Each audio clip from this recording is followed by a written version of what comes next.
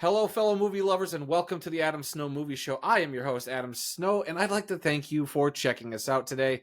We got a fun show planned, and we'll talk about some news of the week. We got some new trailers, and we'll round out the show by talking about our rankings for all of the films in the old DC universe, the DCEU. But I can't do this by myself. This week, I am joined by a guest that I am very excited to have on. I have my guest. I've known him for a few years now. You might have met his fiance last week if you checked out this show. He is just as big a movie nerd as I am. It has been so great to get to know him. His passion and dedication to watching film has been, so cool to kind of, pick his brain about. And I would like to welcome to the show Michael Anderson. Dude, how are you doing, my friend? I'm doing well. How about yourself? I'm excited to talk some movies. It's been a while since I've done anything behind the microphone, but I'm excited to talk some movies. Yeah, same. Like this idea for at least the main topic of the show kind of came from you and your fiance, Marissa, who just kind of did a complete rewatch of the DCEU. Right. So that's 17 films. It's just unbelievable. Yeah. We decided, we're gonna do a rewatch. It's been a while since we watched everything back to back for DCEU, and especially with now that it's completely finished, we figured, it's a good time to rewatch it, and it was fun to kind of do our re-rankings after that, and I'm excited to hear what you think as well. And I'm excited to see yours. I know Marissa and I've texted. I think we exchanged our list, but I don't know your list. I'm very curious to see your list and for you to hear my list. I don't know if she shared mine with you, but she did not. No. Okay, so this will be fun for both of us. So Absolutely. we'll get to that later on in the show. But yeah, guys, we're gonna start things off. We got some news items from the past week or so that we're gonna kind of dive into. Not every news item, but news items that I thought Michael and I would have a lot of fun talking about. And the first one is a very soul crushing one to me personally, as a big fan of the Batman. And I even have my the Batman statue of Robert Pattinson just like sitting by. So when I got that news the other day that the film is going to be delayed from October of 2025 to October of 2026, Michael, my whole life just got flipped upside down. Nothing, meant anything. Yeah. What was the point of life and living? Honestly, when I heard that the movie was delayed, you were the first person I thought of, because I know how much you love Batman in general, and I know how much you love the Batman. So I do. Yeah, it's always disappointing when they move back these movies. I guess the one thing I'll say is like, well, maybe that means that there's something that they just need to take longer on it. They're going to take their time on it, and it's going to be a better product. That's sort of the route I try and go, but I understand the disappointment. I feel the same way. So what you're saying is there's something in the way, just like the song from them. Yes, exactly. Yeah. You're right. There's something. I was waiting to do that joke all day. Yeah, you set it up. I appreciate that. Yeah, I mean, it's a bummer. I mean, I was really looking forward to seeing how they're going to expand this universe. I don't know. I didn't actually see what the reasoning was for the delay. Did you see anything on that? It's a lot of speculation. It could be a bunch of different stuff. There's theories that is it to give James Gunn's DCU, because it would have come out the same year as the new Superman. So is it to give that new universe a little bit of space to kind of get on its feet before you bring in a Batman and have people go, why isn't Pattinson part of this universe? Like, yeah. Or is it just something as simple as maybe Matt Reeves is still just tinkering with that script? Which is fine. If that's the reason, I don't have a problem with it. As long as it's not like they're getting ready to can it. They, something else has gone wrong. They're losing somebody. I don't know. But I think it's more of just Matt Reeves just being a perfectionist and being like, look, I need a little bit more time. And maybe it's not even that. It's just like, that's such a good release date for him. Like maybe it could have come out earlier in 2026 or some later 2025. But they're like, well, let's just push it a whole year. Give them a little more time to do post and all that, so we don't have to rush it, which is fine. I'd rather a movie come out and be as good as it can be, even if it's got to be another year. I remember like when Dark Knight Rises came out, it was supposed to be 3 years. Like they were great at 3 years, and then it took 4 years for Dark Knight Rises. So, and people will have their opinion on that movie, but I love the Dark Knight Rises. So if you need to take an extra year, go for it. While I am heartbroken about it, as long as that's the reason and it's not something silly like James Gunn, wants to push it further back so people will forget about it, which I don't think he does, because it's the No. biggest moneymaker DC's had since Joker. Like, Yeah. I Yeah, just don't I know. tend to agree. I think that, pushing it back a year, it's frustrating. I think it could go either way where, this is a good thing, this is a bad thing. Because we've seen it with so many movies. We've seen terrible movies that were delayed, and we've seen great movies that were delayed. So Yeah. I kind of trust, again, I did really like the first Batman movie with Robert Pattinson, and I think that, has a lot of good elements to it, and it has a bright future. So if they're taking the time to tighten up the script and figure all that out, I'm okay with it. I wish we had it sooner, but Yeah. it is what it is. Yeah, same. Yeah. So we just gotta wait a little longer. I guess, I'll live. I guess we'll see. I hope. Hopefully. So now is that going to be? Now I'm wondering. It's been a minute since I saw when the next Joker movie is that coming out this year. Yep, the Joker Folia Due comes out later this year. Yeah. Okay. So, yeah. It's going to be interesting to see how everyone reacts with the new DCU with James Gunn, and we have these the other worlds that the Elseworlds they're the calling Elseworlds, them. The Elseworlds, and and kind of see how that's going to work with everything, because are people going to get confused? Are they going to be okay with it? That'll be interesting. So I do wonder if there was something like what you said, if it maybe had to do with the fact that the DCU was starting that year, so maybe they don't want people to get confused. Who knows? It could be, but I think audiences are a lot smarter than, look at Joker had nothing to do with any of the DC films. Yep. And made $1 billion, so everybody pretty much saw it when it came out. Yeah. So I don't know. I think it is more they're just taking their time with it. Taking their time. Maybe there's a little column A, a little column B, but yeah, we'll see. I have every ounce of faith in Matt Reeves. So agreed. All right, we'll move on to our next story here. I don't know how big of a fan you are of the Sony Venom movies, Michael, but Venom 3, which is slated to be released later this year, is actually finally titled. It'll be known as Venom: The Last Dance, and they moved up its release date. I believe it was like in November at first, and then they pushed it up to October 25th of 2024 this year. Are you a fan of these Venom movies? What is your thoughts on the Sony-verse without Spider-Man or whatever it's called? Yeah. The Sony Spider-Verse that doesn't have Spider-Man, apparently. Yeah. How do I feel about that?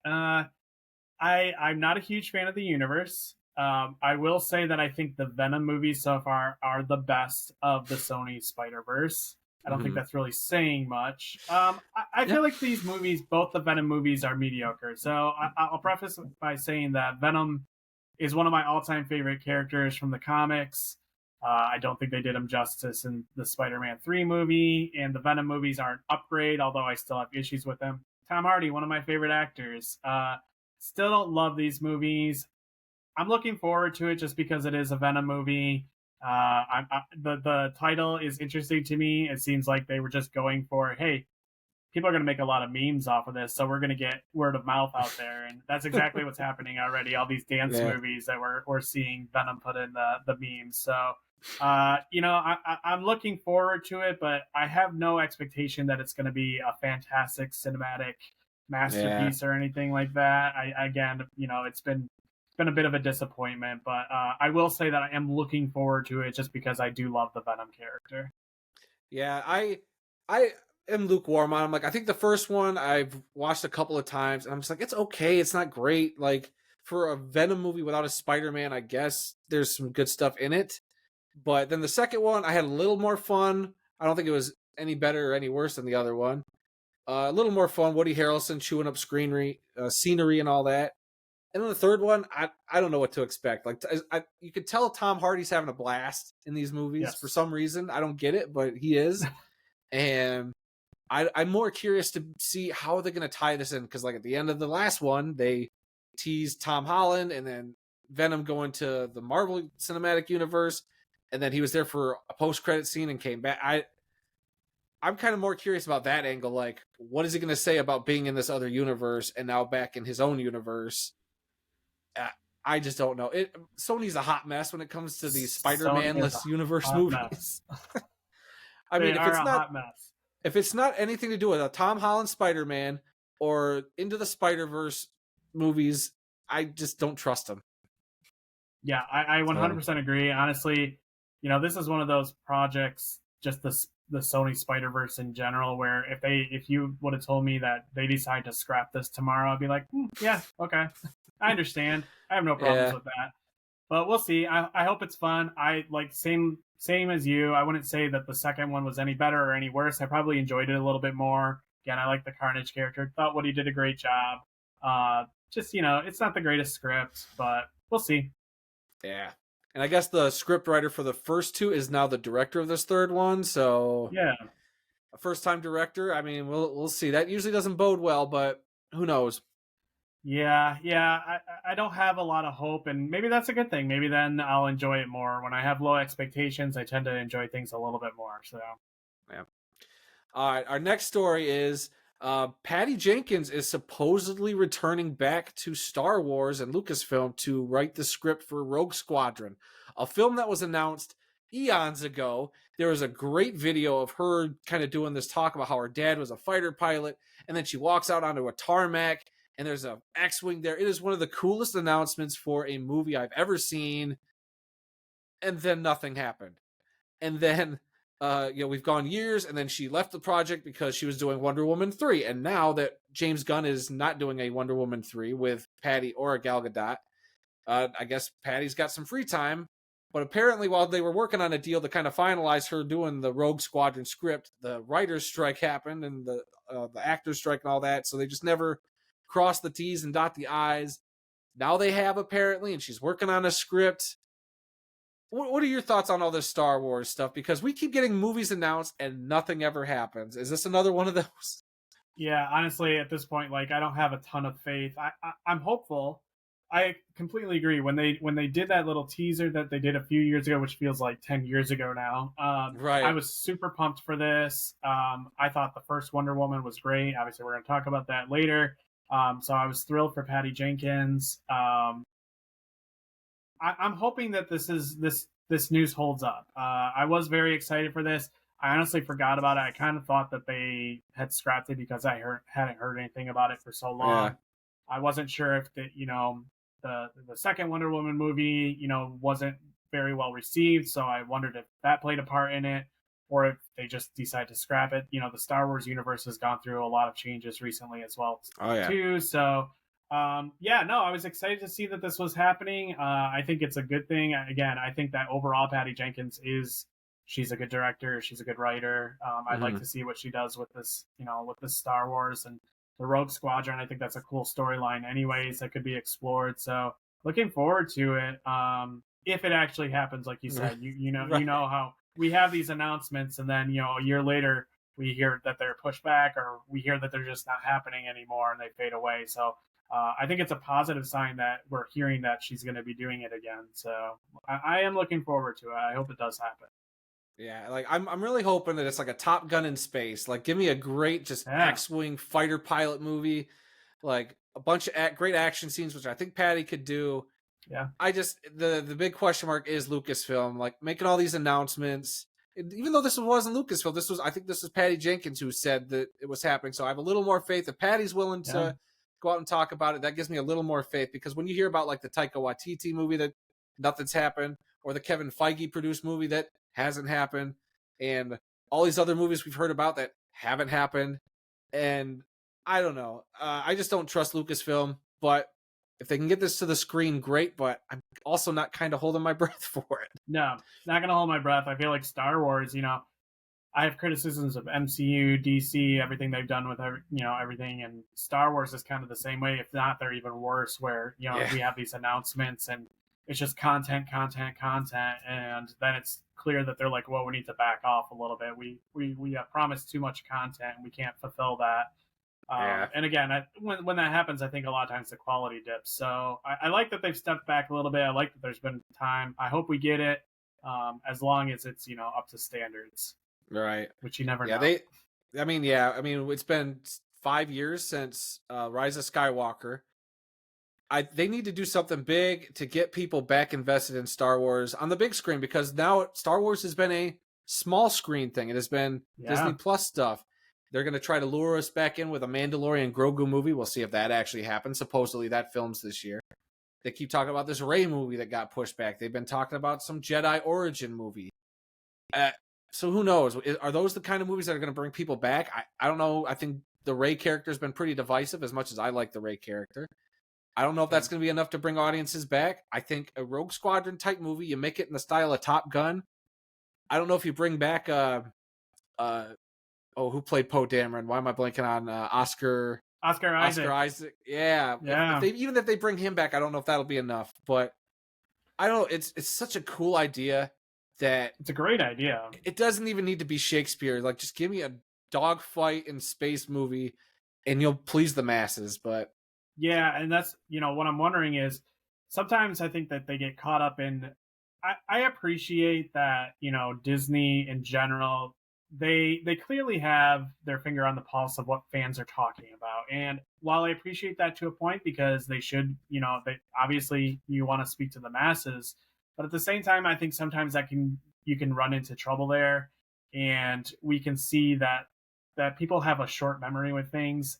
There's a lot. I agree. I like the character of Rey, for example, but there's a lot of people that don't like Rey. There's a lot of people that don't like the Disney movies.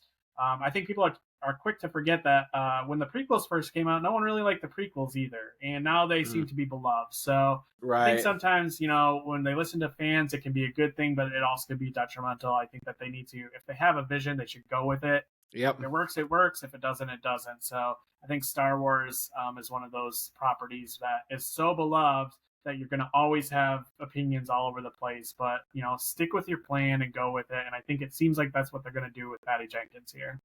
Yep. Trust in your filmmaker, like trust in that vision.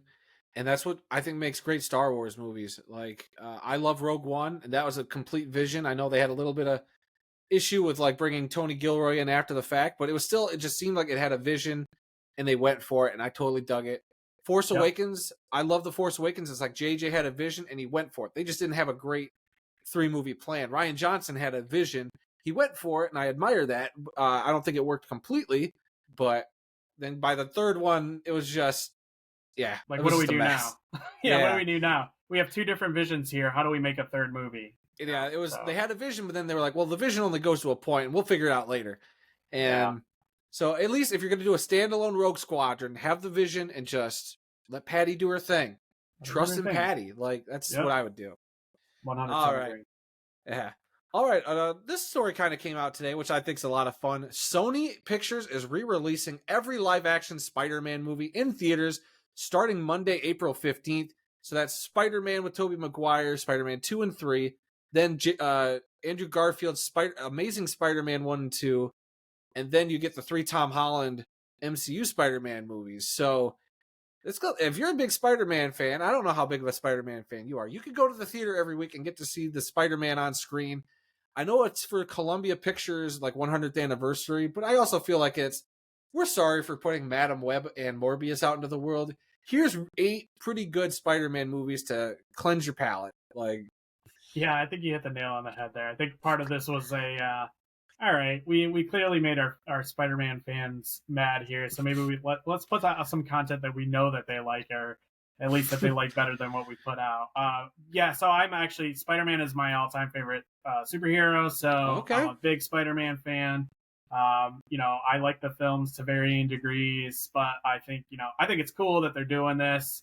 We'll see if I actually go out and see all the movies in theaters, but it's a cool concept. It'll be cool to see that, especially like the original Spider-Man, seeing that on the big screen again. That'd be really fun. So I think it's a good idea. Obviously, it's a bit of a money grab, but hey, why not? I mean, it's worth it. It'd be interesting to see how these do in the theaters. Recently, when they re-released Return of the Jedi for Star Wars and Return of the King for Lord of the Rings, those both killed it in the box office. So it'll be interesting to see if that happens for these movies as well, especially the Amazing Spider-Mans, because those are usually criticized pretty heavily. I think rightfully so in some aspects. But now it seems like, again, it's this interesting thing when you get further away from them, people tend to enjoy those movies better than they thought they did. So it'll be interesting to see how they do in the theaters. Yeah, like I mean, I love the the original trilogy, I love the first two. The third one I think gets a little flack. It's okay. I don't love it. I like the first Amazing Spider-Man a lot. Like Me I put too. that on par with the original Spider-Man. We might have to do a Me too. Spider-Man ranking somewhere I down know, the road. right? I got that list somewhere, but and so I would sit through the first Amazing Spider-Man. I sit through the first two Tobey Maguires. I'd even go back. I love the Tom Holland movies. I would go back and see those. Whether I have time or not, it'll be something different. But I would definitely go back to see them in theaters, and I'd be curious to see how many other people do the same because Yep. those are the type of movies you want to be in a theater to see. Like so watching them at home, it's just they're fun still, but there's just times where I'm like the scene in like No Way Home, especially where you got all three Spider-Men battling it out together, working together. That was one of the best movie experiences I've ever had. Unbelievable. So I would love to kind of sit in a theater and have that again. But whether or not I can or not, that'll be life Exactly. happens. But Yeah, I'm happy. if it were once a month, I feel like that'd be a little bit easier to try and swing, Right. one a month, but we'll see. Yeah, but one a week, that'll be tough. But I mean, because I remember like when they re-released the Star Wars trilogy back in the 90s, the special editions, I remember we went to the theater every week because I think they did Star Wars, Empire, and then Return of the Jedi. And I think I remember going once a week with my dad. Yeah. He took us and we saw them. I think that was the first time I saw all of them. It was like back to back to back. Yeah, I'm pretty sure that's what they did. Yeah, back in the 90s when they did that. So again, it's doable. A lot more films this time. Also as a kid, you're like, well, why can't we go to the movie every week? That's Right. As an adult, it's like, responsibilities. Right. That and running, doing my channel, I always go out to see the new movies to review them. So I'm like, oh man, I'm gonna go see Kong versus Godzilla at some point, even though that's a couple weeks before. But like I think Civil War's coming out. I want to see, and they got a bunch of other stuff in April. I got my calendar over there, so I'm like, that might be hard. I've already sacrificed enough time to do that, and right. when you have a girlfriend and all this other stuff in life, yeah, it's gonna be harder to be like, can I also go see Spider-Man on top of going to my normal movies? Please? Yeah. But it's for my channel. It's for my show. Yeah. So. I mean, it's my side gig, right? I can do this, right? That's right. Exactly. I don't think she'll let me get away with it. Your fiance might let you, but I don't think my girlfriend will let me. So no, she'll just tag along with me, and actually, she'll probably drag me to the theater before I would drag her. So there we go. Oh no, you're dragging me to the theater again. No. I have to go see a Spider-Man movie in theaters. Oh no.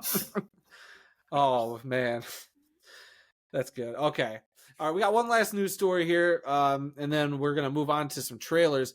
So I saw this today. I had to send it to you. I had to add it, Michael, because I don't know did you go see Pooh, Blood and Honey in theaters at all? I did not. I have not. I have not seen the new reimagined Winnie the Pooh movies yet. So okay, well, all you need to know is that it is a very, very micro budget film, loosely based on Winnie the Pooh, and he's a serial killer now. There you go. That's the gist of it.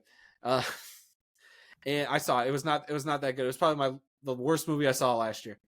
But so apparently it did make money though. I'll give it that. It was made like on a $50,000 budget. It made $5 million, which doesn't sound like much, but when you put it into perspective of it was a limited release, it was a micro budget, and it made that amount of money, like it's unbelievable what they did. So now they got a sequel coming out at the end of this month, I think the 26th, and then they released an article today talking about something that is going to be called the Poohniverse, which sounds a lot filthier than it's supposed to be because it is Winnie the Pooh universe, Poohniverse.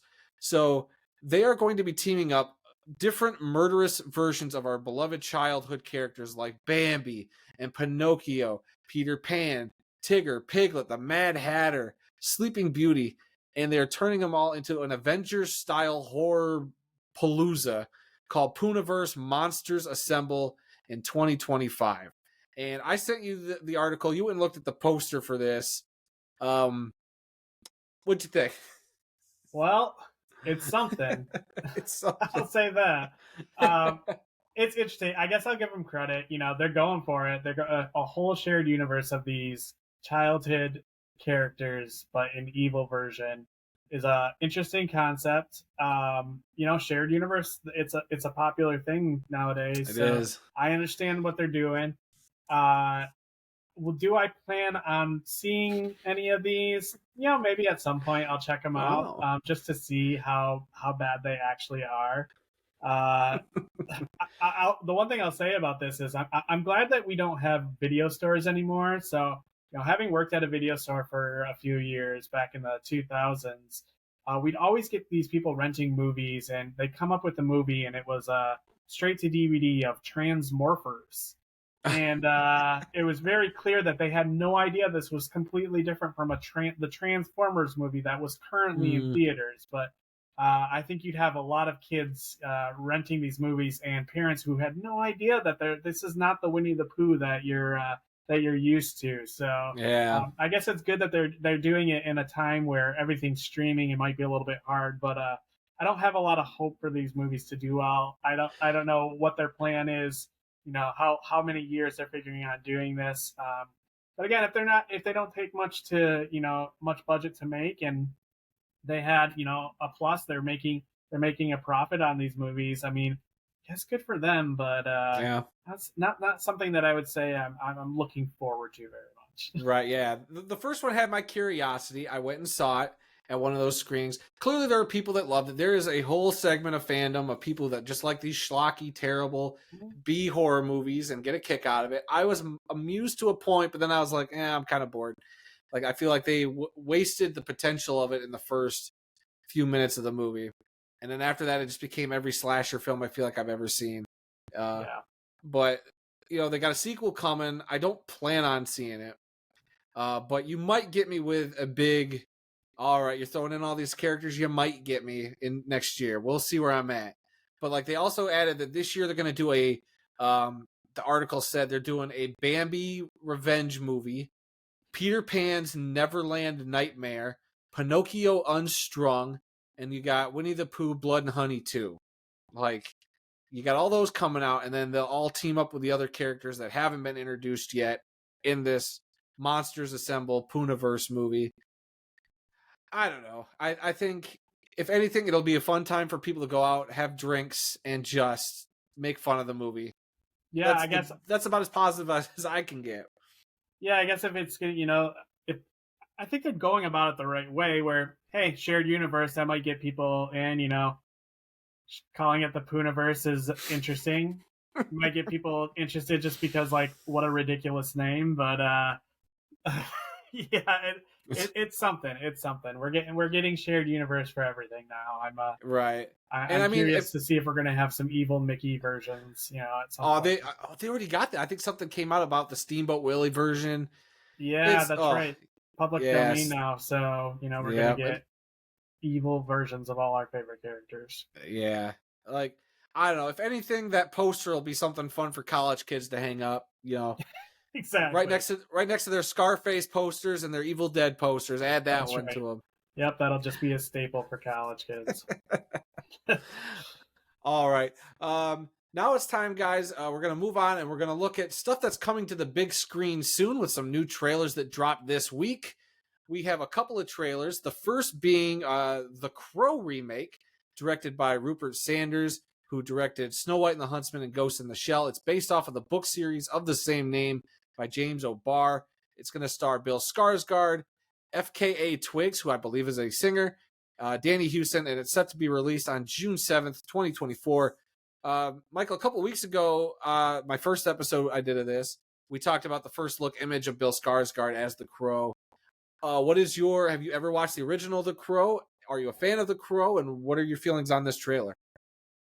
So I have never actually seen the original Crow. I've had a lot of people tell me I need to watch it. It's kind of a quintessential 90s movie, based on a comic. I never read any of the comic of The Crow. And I was actually surprised. I kind of looked up a little bit of information about the original, and it's pretty well regarded by both critics and by audience alike. So it's interesting. Obviously, that's also the movie where the lead actor, Brandon Lee, died during filming. Yeah. So there's a lot of backstory with it. I had heard that they were remaking the Crow movie, which I thought was interesting. I did watch the trailer for the new one. What I'll say is I wasn't impressed with the trailer completely. I thought it had some elements that looked interesting. It looked like a little bit of a John Wick mixed with Morbius. um, so, Oh, one good, one bad. I will say I think Bill Skarsgård's a really good actor. I think Danny Houston's a really good actor, so that gives me some faith. But I wasn't lining up for tickets just by watching that trailer. But I have some interest with it. Yes. yeah, I talked about it a couple weeks ago. I've never seen the original The Crow. I heard the soundtrack is incredible. It does get a Mm-hmm. lot of great reviews. It's such a beloved cult classic. I think I don't know if I want to go rewatch the original before going into this new one, or go into this new one kind of without that baggage. Um, I just don't know. But this trailer didn't do enough to sell me on rushing out to see it the week it comes out. I think Bill Skarsgård looks great. I like kind of the angle they were kind of going with it. It was a little more uh, uh, modern than I was expecting. I thought maybe it was going to be more of a period piece, but I like a lot of the weird otherworld stuff. I was like, okay, that's interesting. And then what really got me, that might get me in the theater, I don't know yet, I'll have to see another trailer, is some of that hyper violence they let into that trailer. I was like, you know what? I could probably get behind this. If that's at least entertaining, I might have a good time. But just that alone might not be enough to save this movie. Some of the I don't know, story looked a little melodramatic, and I was just I rolled my eyes a couple times. I just don't know. I'm not as beholden to it, but I would at least give it one more trailer to try to sell me on it, if anything. Yeah, I agree 100%. There's elements of it that I'm like, it looks, interesting. I do like Bill, and yeah, it looks like some of those action scenes they put a lot of work into it, the choreography, so that looks Mm. interesting. But yeah, some of the dialogue and story elements, at least, again, it's one trailer, who knows, but Yeah, look to be lacking a little bit. I have some interest in it, but like you said, I'm not going to be necessarily running out opening night to watch this movie based on this trailer. yeah. All right, and we did get another trailer, one that dropped today, like as we were recording on Monday, and it was for Rebel Moon Part 2, The Scar Giver, which is going to be released on Netflix, directed by Zack Snyder, starring Sofia Boutella, Jaemon Hansu, Ed Skrein, and many, many, many more. Set to release April 19th of this year on Netflix. Um, did you watch the first one? I know we're going to talk about a few Zack Snyder movies later on, pretty soon. What were your thoughts on the first one if you watched it, and what's your feelings going into this part two? Yeah, so I can't talk too much on it. I have not seen the first one yet. Okay. I did watch the trailer for the second one today. I think again, it looks entertaining. It doesn't look like they were showing a whole lot. It looks like they were mostly focusing on action. Maybe that part of it is because they don't want to spoil anything for people who haven't seen the first movie yet. Mm. Um, Even when the first one came out, I thought like it had some cool aspects to it from the trailer. But having not seen it, I can't speak a whole lot to it other than saying we'll talk about Zack Snyder, like you said here a little bit. Zack Snyder is, I think, sometimes fantastic. Sometimes I think he misses, depending on what the story is. So I have interest in it. Just I need to see the first one before I can make a true assessment of the trailer. I gotcha. Like, I saw the first one, did not love the first one. The thing that stinks is it's at its core. There's a lot of interesting stuff there. There's a lot of great lore, but I didn't love the first movie. The second one, watching this trailer just made me go, "Yikes! This seems like a lot more of the stuff that bugged me in the first one." Like, as great as Zack has been at some of his action stuff, I was not blown away. Even in this trailer, I was like, wow, this sword fighting with fake lightsabers just looks so slow and just uninspired. Like, it was just made to be like, what would be cool? A cool shot. This would make a cool looking shot. And it's just like, yeah, if we hadn't seen it 100 times before, like, oh, you're gonna slow the camera down again? Okay, I guess we're doing this again. Like, I don't know. I love Sofia Boutella, but as a lead, I was just not. I don't know, and that also came through for me on this trailer. I'll sit down and watch it. I watched the first one. I'll at least give it its due. But what gets me is that we have to sit through this one, and then later this year we're gonna get the director's cuts of these two movies. Like, just give me the good version. If the director's cuts are the good version, just give them to me Yeah. now, because that last one was not it for me. So I Well, don't especially know. too, Aren't these they're straight to streaming, right? They're Yeah, straight to there might be a limited Netflix. theater release, but it's Okay. Netflix will be the main place. Yeah, it's if there's a director's cut, especially if you're going to streaming, quickly, just give us the director's cut. I mean, Yeah. tend to be nine times out of 10 the director's cut tends to be better anyway. So Yeah, but the fact that they planned it like this, like they went to Zack, they said, "Hey, make us a PG 13 version of your movies, but then you can do your unrated, rated R versions." So like it's like he made 4 different movies with the same footage. Like I don't know, it's a weird process. Can't judge him till I see him. But right yeah, now, it just my excitement level has just been going like this. I love Zack Snyder, but this film series is just slowly going down for me. yeah, that's unfortunate, but yeah, who knows? Maybe it'll shock you. Maybe it'll be better. Like I said, I gotta watch It the first one, but yeah, it very well could be. You never know. I mean, trailers are deceptive, and you should never really base a movie off of a trailer. I'm basing mine off of that first movie and what the right. trailer decided to show me. So, but we'll see. Who knows? I'd be very curious to see what they're gonna do. Even if I don't end up liking, I'm at least curious enough to be like, where does this story go? Even though it's very much a story I've seen before, but I don't know. We'll see. We'll see. All right, guys. That'll do it for the trailers section this week. We are now going to move into our main topic of discussion, which is ranking the DCEU. As we've known for a while, the DCU's dead, bury it. Aquaman and the Lost Kingdom was the last film to come out. James Gunn is now taken over. We're waiting for July of 2025 for the birth of the new DCU. They're dropping the E. Even though the DCEU was like a fake title that was just kind of given by news outlets and people just kind of ran with it. So it never really even had an official title. So we're going to get a new universe, but we're going to go back and look at the cold dead body that is the DCEU. 17 films between the two of us. We're going to go through our rankings. We'll start at 17 and we'll go up. We'll just go back and forth, Michael. We'll probably talk more in depth of our top 5, I think, but we could just kind of go back and forth, talk a little bit here and there, and just work our way through our list. How's that sound? Perfect. Sounds great. All right. But before, real quick, I want to ask you. So, when these films were coming out, were you in the theater for all these? Yeah, so I would say I've been in the theater for most of these movies. There's a couple that I missed in theaters, but being a huge comic fan, both Marvel, DC, even Image, I tend to know most of these characters for the most part. So had a lot of excitement for these movies when they were being released. Um, I've had my issues with the DCEU, but I've never been quite as harsh on them as a lot of other people. I know there's a group of people that love them as well, and I think that there's elements of these that I love as well. The one thing I'll say about, as you said, I just did a rewatch of all these back to back.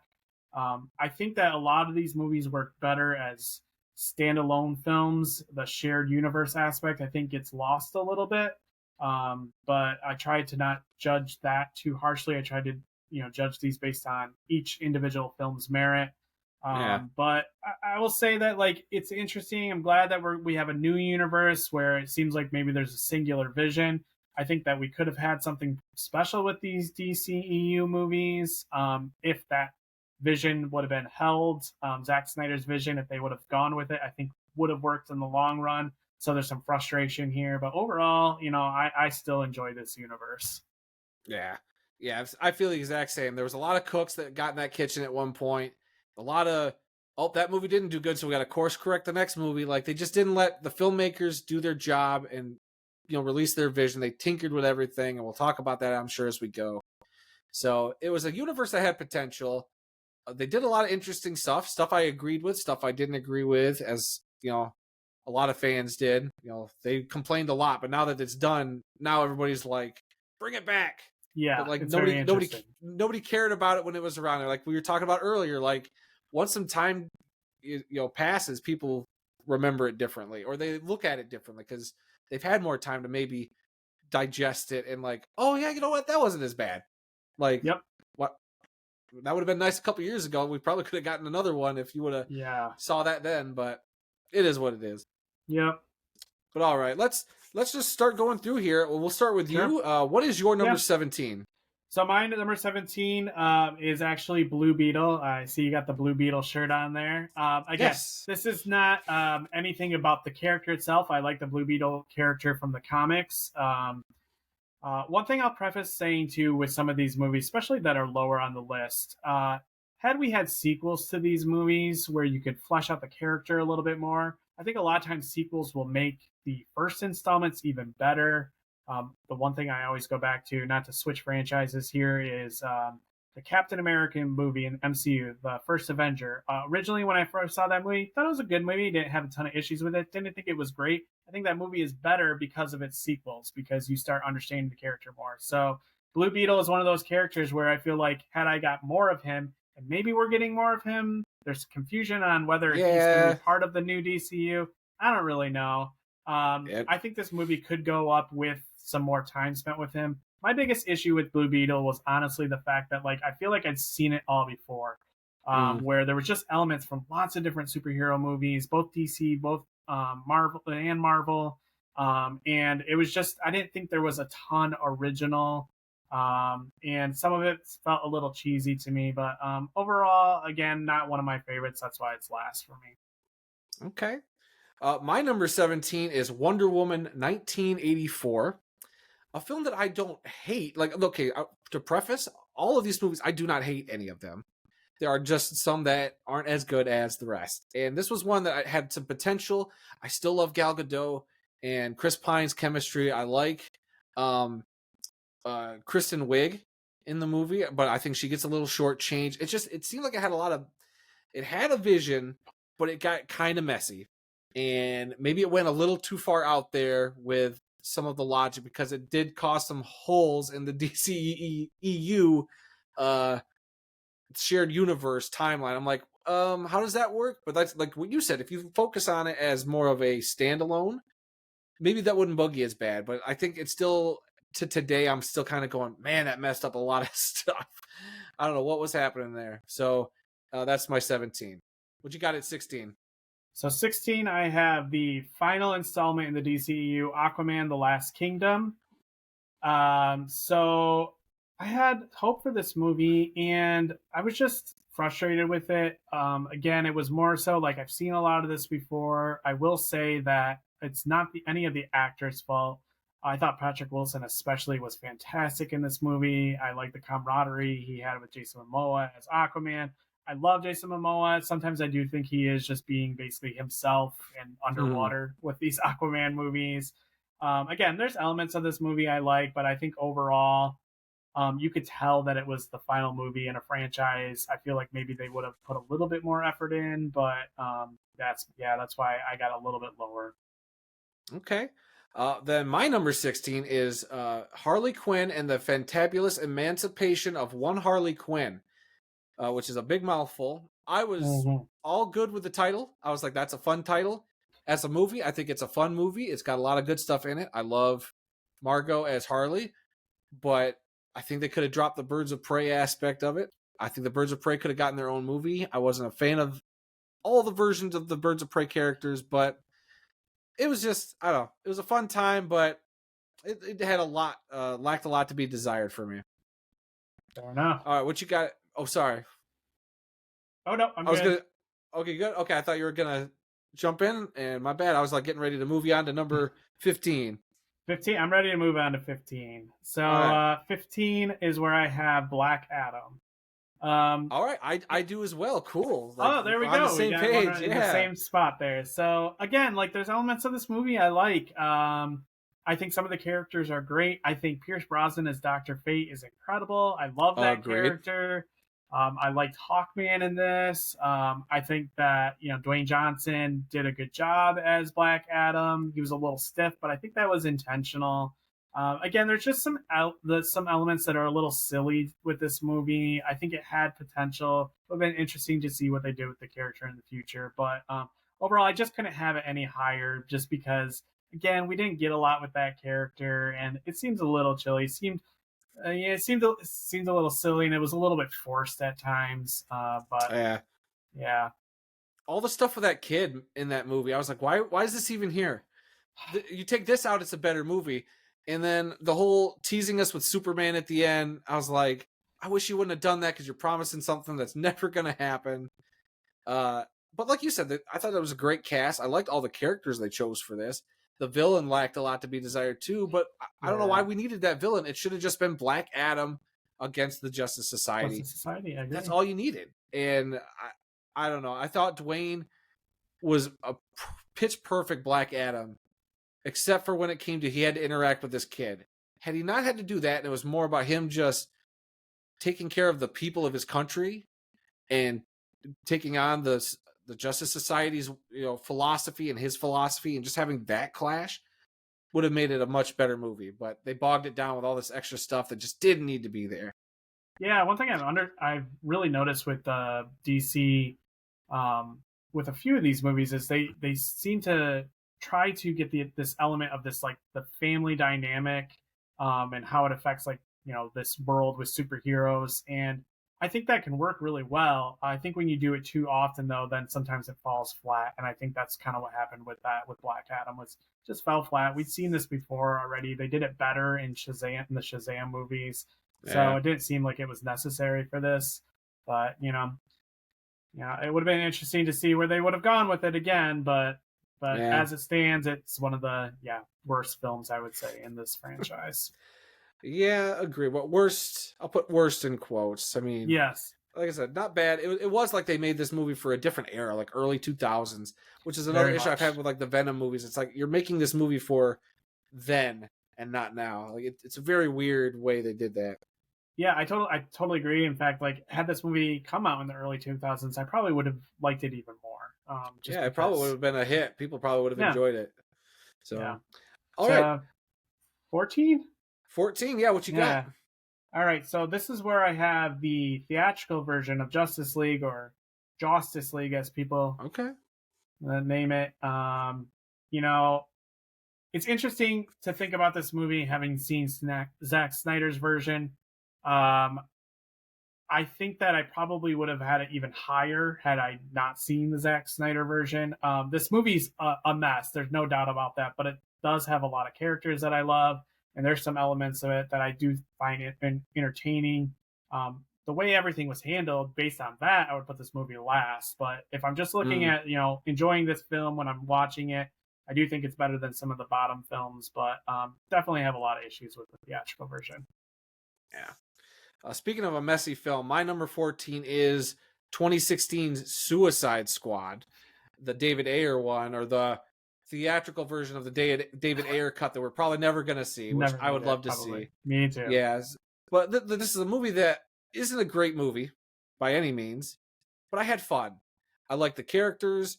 I think they were starting to, because this was the third film in the DCEU, they were kind of, albeit rushing, they were starting to put some pieces together on this DC universe, which I was digging, like having Ben Affleck sprinkled in there a little bit. I didn't mind Jared Leto's Joker. It's just, at the end of the day, I would have loved to have seen what David Ayer really wanted. When you let a trailer company cut together your film, it was just maybe a little too, and as much as I love that soundtrack too, it's a banging soundtrack. Great soundtrack. It's just, I don't know, it was just a bit of a mess. But I had fun. I agree. All right. What you got at 13? 13, this is where I have the first Aquaman movie. Oh, okay. So, kind of, same sentiments that I said about the sequel. I love Jason Momoa. I like the Aquaman character. It felt like these movies were made for, the Aquaman movies especially, were just made more for the big screen. It's lots of lights, lots of flashing. Again, elements that I really like of the movie, but overall, I found myself a little bit bored with the movie. I do think that Jason does a great job. It's just, we don't get a ton of the story, and maybe so much of it is because the story is tied to Mira, and however you feel about Amber Heard, as a person, I don't think she's the greatest actress in the world. So yeah. I had some issues with just the movie in general. Again, elements of it that I like, would like to have seen a little bit more with just Aquaman himself. But I do enjoy this movie, and it's actually one of the harder ones for me to rank. Okay. Well, my 13 is the theatrical Justice League as we call it. Um, I echo a lot of what you said, when you were talking about it. I have fun with this movie though, but it's definitely a mess. You could tell, especially like you said, after seeing Zack's version, but it's got the spine of that story. It's just lacking a lot of the character development and heart and stuff that we'll talk about with the Snyder cut at some point, depending on what it is on your list and mine. But it's it's not as bad as people want to make it out to be, but it's definitely not great, and I will give people that. It's got, like I said, it's got the bones of good stuff, but then you throw in some of the terrible Josh Whedon additions, like Batman, kind of fumbling over words talking to Superman, or the Flash falling on Wonder Woman's boobs, or a couple other things that they decided to tweak that just didn't feel necessary. And even cutting Yeah. Cyborg's character arc, like, Oh, is a bummer now that we know that it exists. So yeah, Justice League 13 for me. What you got at 12? Oh, sorry. 12. No. Number 12 is where I have the 2016 version of Suicide Squad. So Okay. not much higher than you have it. I agree with everything you said. I thought the characters were really good. The acting was good. Will Smith, Margot, Viola Davis, all stellar. Would have liked to seen more of that. I agree. I think that had we got the director's cut, that it probably would have been a better film. We've seen that before with DCEU. There's a lot of issue. It's a messy movie. It's all over the place. You can tell that they reshot things. You can tell that they had the trailer company, cut this together. It's disappointing for sure, but it does have some good elements. Okay. My number 12 is Aquaman and the Lost Kingdom. So I had a blast seeing this. I had a lot of fun. By no means was I giving it an A. I think I gave it like a B or B minus. I don't remember. But I had fun. The chemistry between Jason Momoa and Patrick Wilson was all that I needed, and I had a good time. And it does stink that they couldn't have put more of a cap on the universe with that film, but they didn't know that universe was ending when they made the movie, so I won't begrudge them that much. So, in terms of the way it ended the universe, not their fault. But as far as just a fun, I just think it's a fun, buddy, like, on the road movie, but with superheroes. I don't know. I think a little more highly of it. I even got the popcorn bucket from the movie theater. Oh, the stupid thumbs up. I got it sitting on my shelf. I thought it was such a cool bucket, and I had a good time with it. Fair enough. All right, what are we at now? Number 11. Number 11. Let me double check here. Oh, number 11 is where I have Wonder Woman 84. So, Okay. interestingly enough, when we rewatched the DCEU, I did kind of what I thought my rankings were before we did the rewatch. And like you, I had this film last.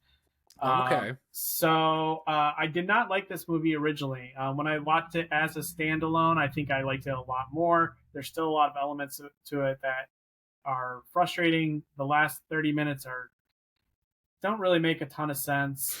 But I had a ton more fun with this movie than I thought I was going to upon rewatch. I think the middle section, like you said, Chris and Gail, they have just great chemistry.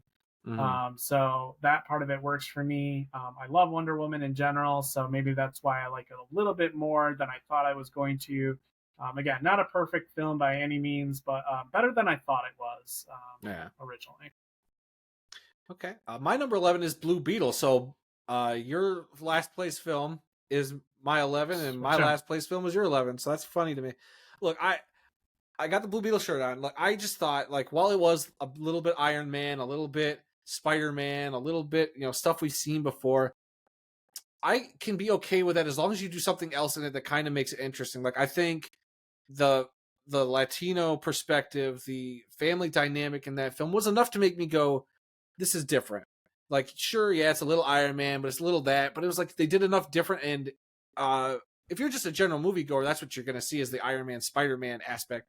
But if you know the comics, you know that it's not that. It's it's got its own little world, and there's so much more to that mythology with the previous Blue Beetle, because this is like the third incarnation of Blue Beetle that they're going with. So I don't know. I just remember having a lot of fun. I would have been down with a sequel, especially the way they tease what could happen, which they still could use that type of story for a Blue Beetle project in the new DCU. We'll see what happens. I do like um, the actor who played Blue Beetle, who's Sholo. I forget his last name, Yeah, but he did. but Yeah, he he, I, did do a good job. I thought he was great, and we'll see how James Gunn utilizes him in the DCU. So I'd be welcome to see him back and just be like, he's Blue Beetle, but that movie didn't happen. It doesn't count, but he is that character. Yeah. All right. All right, getting into our top 10 here. Getting into our top 10. So 10 Yeah. is where I have, well, Birds of Prey or the Harley. You said the whole title. Yep. I only had it as Birds of Prey. So Okay. so I like this movie a lot. I will say that it feels like the least tied into the franchise as a whole. Like, yes, we have Margot and she's in other movies, but it does feel a little out of place. That being said, I enjoy the movie tremendously. I think this might be my favorite version of Margot as Harley. Oh, okay. I love the villains. I thought both villains, Ewan McGregor and Chris Messina as Black Mask and Victor Zsasz, were both fantastic. Just chewing up scenery whenever they're on screen. Some of the side characters or the other Birds of Prey weren't quite as good, but I did like I liked them enough. Again, it is a bit of a mess. The movie is, but I enjoyed this one. I think more than actually most people did. Okay. My number 10 is Shazam: Fury of the Gods. It didn't get a lot at the box office. A lot of people apparently didn't like it, but I don't get what people saw. I had just as much fun with that movie as the second one. I just think story-wise, it might have just lacked a little bit, but I still love Zachary Levi as Shazam. I love Jaemon Hansu as the Wizard. I love all the kids. I love that family dynamic. I thought they did a real good job. I love Helen Mirren as the villain. There's a lot of good here. It just stinks that people, I don't know if they were just heard it was just like an okay movie and they didn't go see it. And I wish people would give it a chance because I think it's so much better than people at first were saying it was. There's just so much good stuff there that it's a top 10 DCEU film for me. Yeah, so interesting transition there because my number 9, moving on to number 9, is Shazam: Fury of the Gods. Okay. So what you said is very interesting to me because I thought that I disliked this movie. Again, I watched it. I know I watched it really late at night the first time I watched it, so maybe that was why I didn't enjoy it. But I like this movie way more than I thought I did. Like you said, it takes like some of the elements from the first one and it really. I like the family aspect, especially in this movie. My biggest complaint with this movie is I didn't think Lucy Liu did great with her character. Just kind of a stiff forward, especially when you got Helen Mirren, who's one of the greatest actresses ever, and she does a great job. But yeah, it's a fun movie. I think that it deserved a lot more credit than it got. Again, are there elements of it that maybe don't quite work? Sure, but for the most part, I think it's overall a good movie. Yeah. All right, and then I guess one other thing, real quick, to put a button on that movie is the transition from being Billy Batson to Shazam felt a little more off in this one. They just felt like two different characters at times when they were supposed to be the same person. Like their personality should have been, I don't know, either flip flop. I don't know. They just felt like they weren't on the same page like in the first one. As much for me, but that's it. I agree with that statement for sure. Okay, so then my number 9 is a film you've already had on your list, which is the first Aquaman. This is a film that, the first $1 billion DCEU movie. I always had problems with Jason Momoa's Aquaman because at first it was always like, oh, he doesn't look like the Aquaman I know from my comic books. But I think the more leading up to the movie, the more I was okay with, hey, having a because he's Samoan, right? So like having a Samoan, it made more sense to me. I was like, you know what? I think Aquaman would be some sort of like islander nationality, and Jason Momoa just when I saw the movie, he had that personality of what I thought Aquaman should be. It didn't matter what his race or nationality was, which I think a lot of comic book fans get hung up on. And so I was totally down with his version. I love his version. I think James Wan's vision for this was Star Wars underwater, and I think he practically nailed that aspect of it. It's very Shakespearean. It's colorful and fun, and I have no problem with Amber Heard's character in the movie. Outside is a different story. We don't even need to bring that up. I liked her as Mara. I liked everything about the characters and the mythology. And my biggest complaints would be it might run a little long, and some stuff might be a little convenient, but I still thought it was fun. And of course, Black Manta was one of my favorite villains. After I saw that, I was like, he is a top 5 DC villain after this movie. I thought Abdul Mateen II crushed it. He's one of my favorite actors out there. 100% agree on that aspect. I didn't mention him before, but you're spot on, man. Like he's great. I want to see more of him in general. I just wish we would have had even more Black Manta, honestly. Yeah, because I wasn't a fan of exactly what they did with him in the second one. He did feel like a bit of a waste in the second movie, but this one he shines and he is so good. That whole scene on the rooftops where they're fighting and he's using the laser eyes gets me every time. So yeah. Aquaman number 9. So we'll transition. What's your number 8?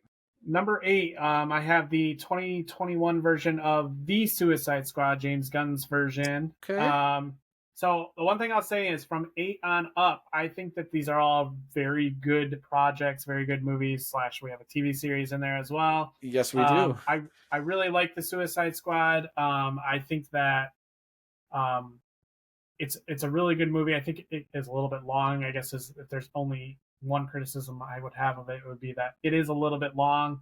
But James Gunn just has this ability to take these weird characters and make you care about them. And it's evident once again in the Suicide Squad. I would have liked to see some of the characters from the original a little bit more. I understand why they kind of went a different direction after the mess that was. But it was great. It was a great movie. Made you feel emotional about characters that you never thought you would feel emotional about. So, there's not much to say beyond that besides the fact that I will say that James Gunn has a certain feel for his movies, and I think you definitely get that in this movie, which feels very different from the original Suicide Squad. But that's a good thing. Yeah. All right, my number 8 is the much maligned Batman v Superman: Dawn of Justice, more specifically the Ultimate Edition, because I don't know, you put those two side by side. This is the superior version of the two films. I don't feel like we need to rank those separately. I feel like it's the same movie, but the Ultimate Edition essentially just lets some stuff breathe and makes a little more sense. So we're gonna go with that. When I saw the theatrical version, I saw it like 4 times in theaters, and each time I saw it, it got better. But the first time I was kind of I thought it was good. Maybe it wasn't great. And I remember telling people, yeah, go see it. It was great. It was fun. But I could see where people would complain and didn't like it, and it was so dour. But for me, once you kind of meet this film on what it is and not what you wanted it to be, I think it's a lot better. I think you can enjoy it a lot more, because it's a different version of Batman. It's, a slightly more dour Superman, which is fine. I thought the story was there to a point, but there were times where I was like, Zack, what are you doing? You're just ripping off and wanting to do the Dark Knight Returns. You're wanting to do so much in one movie. You're also setting up the Justice League, which I thought was very forced. Other than Wonder Woman being introduced, I thought the rest of it was just kind of like, here's some PowerPoints or little video clips of the rest of the Justice League, everybody. Stay tuned for the next movie. But other than that, I thought, Jesse Eisenberg as Lex, I think it's a lot of flack, but I like his Lex Luthor version. I love Jeremy Irons as Alfred. I love Ben Affleck as Batman. I love Henry as Superman. I just wish they wouldn't have done the Doomsday story and done the Death of Superman story. It just felt like too much. Like, it should have been Batman, Superman, they have their quarrel, then they team up to stop Lex. It should have just been Lex in a power suit, and that should have been it. Doomsday was too much. And that's how I feel about Batman v Superman. Again, another perfect segue here, because that is my number 7, Batman vs Superman: Dawn of Justice, the director's cut. So everything you said, I 100% agree with. I think there are elements of that movie that are fantastic. Yes, there are issues that I have with the movie. Are there some silly parts? with Martha, and sure, there are Yeah. some silly parts. But even with those silly things, like I can take that. Whatever. It is still a comic book movie. But again, they try to put too much in this movie. You're setting Yeah. up a Justice League. You're doing the death of Superman. You're doing the Doomsday. You're doing our first introduction into Batman. Yeah. So there's just a lot going on. I used to, think that this movie got too much flack, and now I absolutely think that, especially with the extended version Mm. or the director's cut. Yeah. I think that, yeah, like you said, the Wonder Woman, fantastic. I mean, like when she comes on screen, her music hits. It's incredible. Hmm. I like these versions of Batman and Superman. I know a lot of people have issue with Ben Affleck as Batman. I don't at all. I actually think that every time I watch his movies, I think I like him more and more. That's nothing to take away from any of the other Batmans, but I think he's very good as both Bruce Wayne and as Batman. Hmm. Yeah, overstuffed a little bit. Some of the stuff they probably could have done away with. They did not need to set up Justice League so fast. That Yeah. clearly seemed like the studio trying to hurry things along, rush things along because of the success of MCU instead of just letting this stand on its own. But overall, this movie gets way, way more hate than it deserves. I agree with that. I agree with that. All right. So my number 7 is The Flash, a character in a film I have been waiting years and years to see. Maybe not exactly the Flash movie I thought I'd ever get, but it's one that I had a lot of fun with. It by no means as great as when James Gunn said I saw it and it's the greatest comic book film ever. It's not. It's not that. I can admit that. To me, it's just I think as long as you can go into this movie and check your Ezra Miller despise at the door, and just watch the movie, I think it's enjoyable. They are a terrible human being, it seems like, outside of the film. But in the film, as a character of Barry Allen, I enjoy the performance. They are a good actor. So all that's there. You bring back Michael Keaton, you bring back, you know, um, just the Batman nostalgia from that 80s Batman. You got me in the seat no matter what. But then I like the way they tie it into Man of Steel. They uh, do all this stuff. They kind of make this alternate world where we get a new Supergirl, and they bring back Michael Shannon as Zod, who I'll talk about later, probably more. But I just thought this was a fun movie that, while, yeah, like the opening scene with the babies in the hospital was a little weird CG, and maybe people are nitpicking the special effects, like that whole special effects stuff, the Chrono Bowl, and seeing like everybody is like animated characters, the cameos of Christopher Reeve and uh, George Reeve and all those other characters, Nicolas Cage, like they made a stylistic choice, I think, to like, okay, if we're gonna do that, instead of having all the actors in there, it could look hokey with them in different suits and eras. It might not all work, but if we do it as like a CG kind of, this is what it looks like looking at all that stuff through time, I kind of can get behind that, but I think it got a lot more hate about the special effects than it needed to, and people weren't focused on the story, which at its heart is a story about a boy losing his mom, and any of that stuff got me. I teared up when he got to see his mom at the end. Like it works. It works for me. I agree. All right. So 6 is where I have our solo TV series in the DCEU. Okay. This is where I have Peacemaker. Uh, Okay. when they first announced this, I thought to myself, what are you doing? You have a lesser character who last we saw in the Suicide Squad was, you know, I don't want to spoil anything, but did something that none of us really enjoyed, I don't think. And you're going to make a TV series about him. I do have trust in James Gunn, so that's why I had a little bit of faith. But this blew away my expectations. You know, being a wrestler fan years ago, I knew John Cena. That was kind of how I knew John Cena. I'd seen him in other roles. I saw him in the Suicide Squad. I thought he was entertaining. But to Mhm. be a lead character. I had a lot of hesitation, but I thought James Gunn did a great job with this. I thought that this had some really good action. I thought it was very funny. It had some heartfelt moments. It made you understand this character that we kind of disliked coming out of the Suicide Squad movie, and made you care about him. I thought it's a great, really good series. Contained, I think it's only 8 episodes, but I enjoy pretty much every single episode of that, even the worst episodes. Maybe they're a little bit slower, but it's just a good series. From what I understand, we are going to be getting more of Peacemaker, and I think Yeah. that's a good thing. I want to see more of these characters. Also introduce one of the, I think, the funniest characters in the universe in Vigilante. Yeah. Yeah, that's my number 6. All right. Well, my number 6 is the first Shazam. This is a movie it was like finally breaking away from the Batmans and Supermans, the characters everybody's kind of known. It was like our first introduction to a character that wasn't a part of the Justice League. And I thought Zachary Levi was pitch perfect casting. I think the director, David Sandberg, was a great choice. And I liked he really towed the line between like, this is a fun superhero movie. And then here is some of the most grisly, terrifying horror you've ever seen in a superhero movie. And I think he nailed it. This is just one I'll go back to, and I just have so much fun with. And I think that more people need to give some love too, because I think it's still underappreciated on the comic book, landscape. But yeah, number 6 for me for Shazam. Well, you're giving me good segues here because that is my number 5 movie. Okay. The first Shazam movie. So I love this movie. Zachary Levi kills it as Shazam.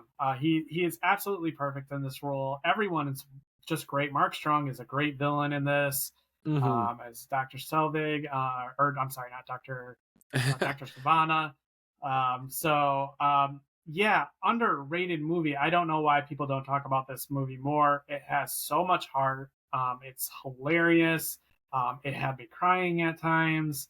I want more. I want more of this universe, and I'm kind of disappointed that we're not going to get more of this character and more of this family, because I think it's fantastic. My fiance and I were just talking about how like we're going to put this in our Christmas rotation movies. It's got a good Christmas feel to it, and we both love it. Honestly, wish we had seen more of it. Honestly. Yeah. All right. My number 5 is the first Patty Jenkins Wonder Woman film.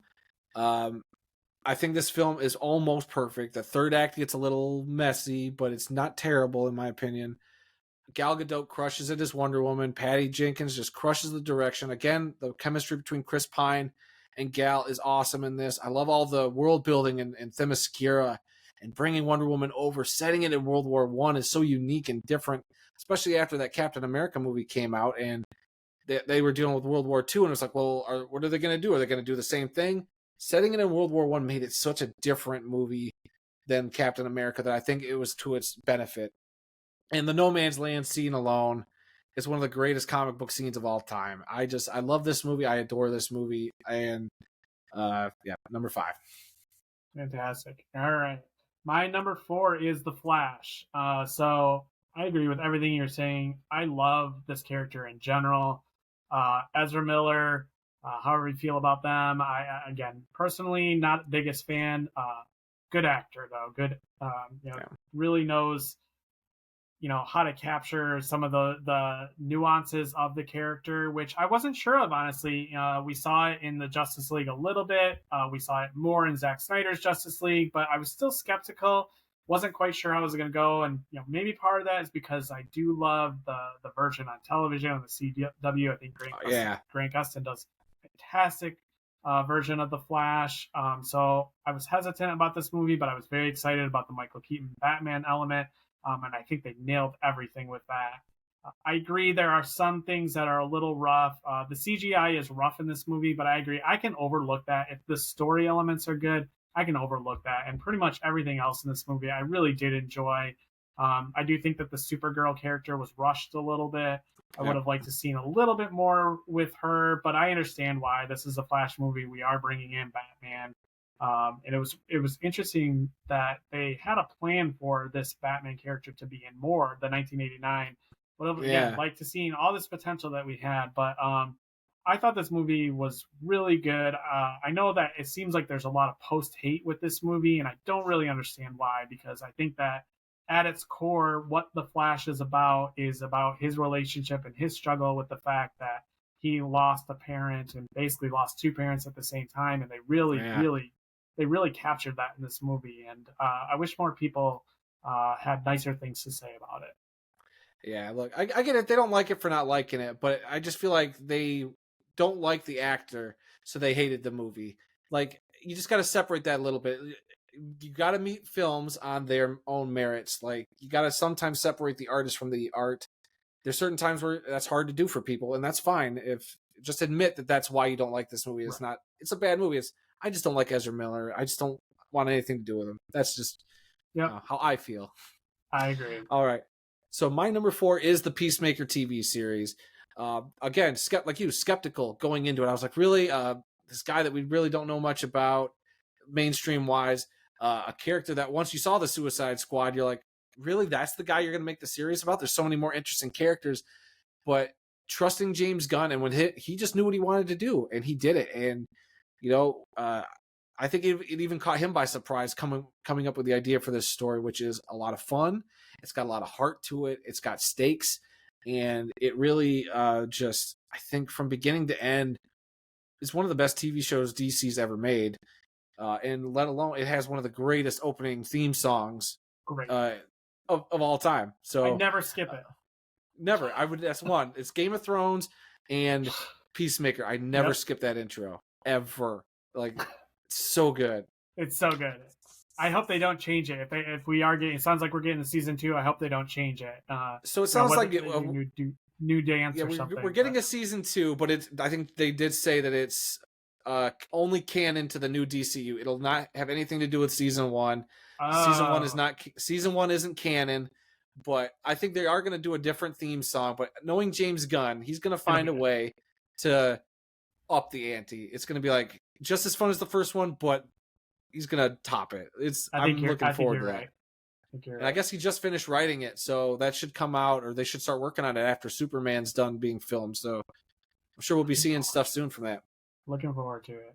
All right. What you got at 3? Number 3 is where I have Wonder Woman. Okay. So, yeah, you pretty much hit the nail on the head again with everything with this. The third act is a little rough, but even with how rough it is, it's not bad by any means.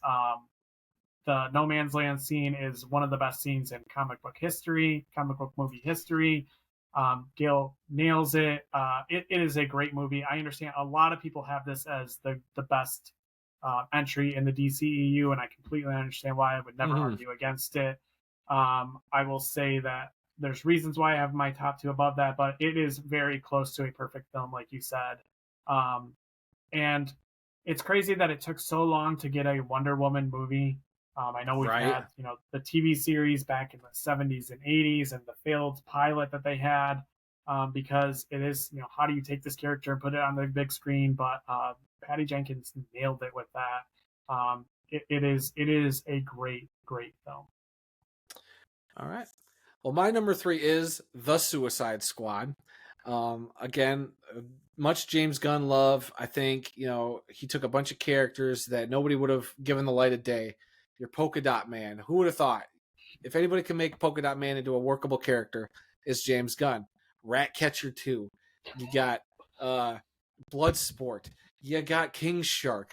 A bunch of characters. Peacemaker. Characters that nobody ever in 100 years, I think, would have made a live action DC appearance ever. But James Gunn saw him and said, I can work with these.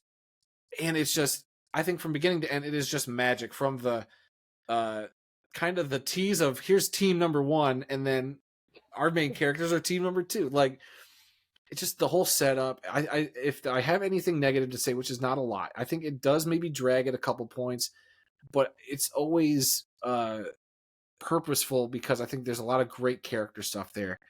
I think this is my favorite version of Harley Quinn. I think just her involvement in this team is a lot of fun. The music choices, much like his Guardian movies, James Gunn just knows where to put the right needle drops for everything. This is a film that I wish more people would have saw, because it came out in the pandemic era, the same day in the theater and on HBO. So I think a lot more people sat at home and watched it instead of went to the theater to see it. Otherwise, maybe we would have gotten another Suicide Squad. But I think what ends up happening is James Gunn gets a very critically acclaimed movie. They ask him to do Superman. He initially says no, but then he comes up with that idea, and here we are now with him essentially being given the keys to a universe, and he gets to essentially tell more stories like this on a bigger scale. like more characters that we probably don't even know about. So if you thought having Polka Dot Man and all these other characters getting justice on screen was great, wait till you see what he does with the A-listers, and those were the C-listers, even D-listers. Yeah, So Suicide Squad's my third. You bring up a really good point with the A-list characters, because I'm assuming that he can do it with the A-list characters, but it's Right. interesting because like that seems to be his bread and butter, is these lesser known characters. But it's like, yeah, if you're a good storyteller, if you can do that with the B characters, I have a feeling, or at least the hope, that the A characters are going to be even better, or as good at least. I'm super excited to see what James Gunn does. Yeah. All right, what you got at 2? All right, 2. So it sounds like we have the same movies in our top 2 spots. We'll see if they're the same order. But my number 2 is Man of Steel. Number 2 is Man of Steel. There we go. Right, yeah. So all right, it started off our DCEU. I love this movie. Every time I watch it, I like it even more. I think it is a fantastic movie. The issues that I had with it when I first watched it, I do not have anymore. I think Henry is great. I don't mind the darker sense of Superman. It's a retelling of a story. I like the dynamics, the back and forth between the two fathers. You have Kevin Costner playing his Earth father, Russell Crowe as Jor-El, and it just works on every single level. This movie is epic. The action scenes are incredible. We finally get to see Superman like really in action. They weren't able to do it back, in the day of Christopher Reeve, in the Brandon Routh. There's really no action in that movie. Yeah. But this version, we finally get action. What a great movie. I wish we would have had more standalone Superman movies with Henry in the role. Zack Snyder really killed it with this one. And it's very frustrating that we didn't get more, but what a great start to a universe. And I think this movie is slept on even still. Yeah, it had the building blocks to being a great universe builder. Like if they could have just done a Man of Steel 2, and then maybe you jump into that version of Batman he wanted to do. But from the beginning, I loved this film because of, I think, the world building. The Krypton stuff is great. I love the camera choice too, because they did like the one person steady cam all movie long. So you kind of see the camera kind of like you're there. It was a little immersive to me. So I felt like it was a little more gritty. And I know they were going for a more realistic take. And I think that was an aspect of it that I thoroughly enjoyed. I think Henry's great. I think Amy Adams as Lois is fantastic. I think Michael Shannon might be the best DCEU villain in Zod. I think he absolutely crushes it. I think, like you said, with the Kevin Costner and Russell Crowe stuff, great father-son dynamic, very heartfelt. Every time that scene with Kevin Costner happens where he says, "Can I keep pretending to be your son?" He's like, "You are my son." I cry every time. I could just play that clip and I'll be in tears. Yep. The hate it gets for the tornado scene, I don't understand. It's a father, and that take on Jonathan Kent, period, that people don't like. I think that's the modern day. You wouldn't want your kid to be, seen by the world like that. You don't know. Like could they be hated? Like you just don't want that for your kid. So I like that interpretation of it. It might not have been the way I would have gone about it, but I respect it and I dig that choice. And I just don't know. It's the most underrated comic book film probably. It made a little bit of money at the box office, but clearly it didn't hit with critics and a lot of fans. But I think as time goes by, as we've keep coming back to, I think people are going to come back to being like, you know what, that was pretty good. It just stinks that it'll be so far down the road and we won't get a Man of Steel sequel, which I think we've wanted more than a lot of these films that DC's come out with. 100%. So all right. So I guess that means that Zack Snyder's Justice League is both our number one. It is both our number one, and I think that's probably a lot of people's number one. Man, you watch that movie and you talk about the what ifs of what we could have done with this universe, because I saw that movie and I was just pumped. And at that point when they released it, we knew we weren't going to be getting that storyline. And what a shame. Hold on, sane people knew that we weren't getting any more from it. But you still got those people out there who like just sell DC to Netflix. Yeah, make the second one. Like, that's not how that works. That's not how it works. Yeah, but I wish. We should be just thankful that we got the one, and I'm glad we did, because Warner Brothers got bullied into making this movie and giving Zack Snyder the $70 million to essentially put the finishing touches on it, get it released on Max. it was something that wouldn't have happened years ago. But with HBO Max kind of coming out and the pandemic, it was just kind of the perfect storm of, we have this thing that we could do, we put $70 million into it, and we have a product. It just, one, it didn't get the return I think that they could have gotten, because you put it on a streaming service, it wasn't going to make money. And I just think that the fan base has just grown so toxic that why would they ever do this again? The whole release of the Snyder Cut movement was some of the most toxic fandom I've ever seen. And as much as I like Zack Snyder, I try not to associate with them. I wanted to see this movie as much as them, but not to the lengths that they were kind of bullying the studio into. Like, we deserve this film. To me, it was, I am all about the creators getting their vision seen, and Zack Snyder getting this vision seen, and I think crushing it. Showing us what this, like you said, what this story, what this universe could have been, is one of the most satisfying DC things ever. And at 4 hours long, if you sat down and watched it, and I mean, you can break it up into the 6 segments. Mm-hmm. You could break it into a couple halves, which I think I did when I first saw it. Or you can sit down and watch it for all 4 hours, and I will tell you that time just, I didn't feel it. Yep. I don't feel it when I watch this movie. No, I totally agree. I never felt like it was dragging at any point, even at 4 hours. Yeah, like you said, it has it broke up into 6 segments. At one point, I had read that the original plan was to kind of release it as a miniseries. I don't know if that's true or not. Yeah, that's what they were going to try to do, yeah. I think it would have worked that way, but I'm fine with it as a I mean, I think one of the problems we have sometimes with viewers nowadays is they don't have a very good attention span. But with this movie, I don't know how you can be bored. It's so good. Again, and Zack Snyder, for me, sometimes I think that he tries to go a little too epic with everything, but it works in this movie. These aren't epic characters. These are basically gods that we're seeing on screen, and he understands that. It works perfectly. I thought everyone did a great job in their role. And had this been released, at the time it was supposed to, when the theatrical version of Justice League came out, it might have saved the DCEU. We might have got the Zack Snyder version, because I think people would have been, if they weren't raving about it, I think that people would have been like, oh, okay, I see what we're doing here with DC. Let's let them play out. And I think that it's really a shame, because Zack did have a vision with this that I think would have worked, and I think that it is truly his masterpiece as well. Yeah. If I have one criticism with this film, though, it does come down to that length, to where I could see just as good of a movie just trimmed down to 2.5, maybe borderline 3 hours. Like the Batman's borderline 3 hours. I think you could have done that with this Justice League, and it eventually could have put it in a theater. I think there is, as much as I like a lot of that extra stuff, I could see what they probably could have cut. Maybe some of the Barry Allen Iris stuff probably could have been lost, as much as I love that scene. But there's just a bunch of little stuff. I'm like, okay, the Martian Manhunter stuff just didn't feel necessary, as much as like my fandom geeked out about it. So I think he could have tightened it up, and it still would have been an epic, great film. But I'm still happy with the 4-hour version.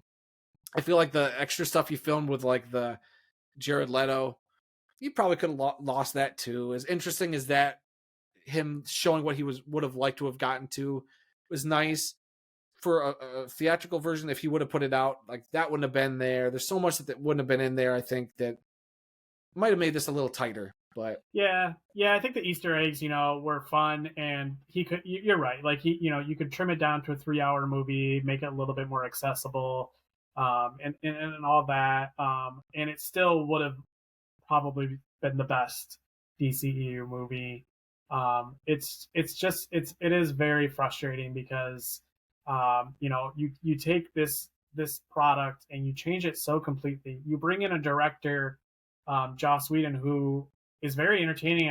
I love a lot of Joss Whedon's stuff, but they are completely different visions, completely different directors, that there's really not a lot of overlap with their styles. And of course it's not going to work. So it's really frustrating seeing this, but at least we did get that version. Sometimes I agree that the fans can be a little bit toxic the way they go about things. But I guess the one thing I'll say is, hey, at least we got this version. We were able to see it, which I think is more of a good thing than a bad thing. The one thing I will say is it is frustrating, because it's like, man, we could have had something really great with this DCEU. But like we talked about, I think that people will look back on this series in general with nostalgia, and it won't be hated on as much when we're looking back in the future. All right. Well, Michael, I think we have. I wasn't sure how long we were going to talk, but clearly we both had a passion and a love for the DCEU. It was great talking about it with you. I know I try to keep this about an hour, but man, this extra half hour has just been flowing by like a Justice League 4-hour cut. It just flew That's by right. for me. That's right. This Like, is the DCEU ranking the Adam Snow version. So yes, there you go. All right. So we're going to wrap things up. So thank you so much, guys, for checking us out. I'd like to thank my guest, Michael Anderson, again for being with us. Michael, thanks so much for hanging out, talking DC. I love it. It makes me so happy. Do you want to plug anything, any of your social medias? Let the people know. Nothing to plug, and I'm just happy to be here. I really appreciate you having me on. It was super fun. I love talking movies. When you talk about comic movies, that's even more so. Yeah. So I love it. I really appreciate you having me on. Well, I appreciate you coming again, man. It's good seeing you. We'll have to hang out soon. I know we're trying to figure something out. It's been a while, but this is a lot of fun. I appreciate you. All right, bud. Thanks a lot. Yep. All right. That'll do it for this installment of the Adam Snow Movie Show, guys. And until the next one, I'll be seeing you.